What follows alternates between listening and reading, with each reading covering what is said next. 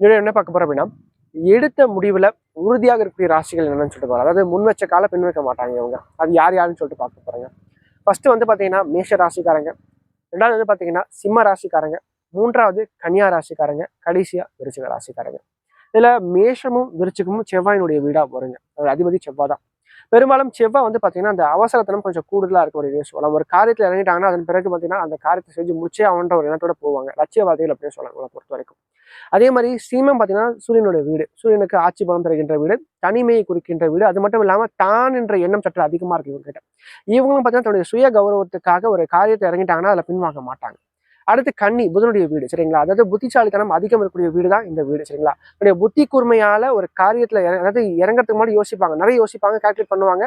ஆனா ஒன்ஸ் இறங்கிட்டாங்கன்னா அதை கண்டிப்பா பர்ஃபெக்டா செஞ்சு முடிச்சிருவாங்க அப்படின்னு சொல்லலாம். புத்திசாலித்தனத்தின் மூலமாக அப்படின்னு சொல்லலாம். இல்லை நீங்க எந்த ராசின்னு சொல்லி கீழே கமெண்ட் பாக்ஸ்ல கமெண்ட் பண்ணுங்க. நன்றி, வணக்கம்.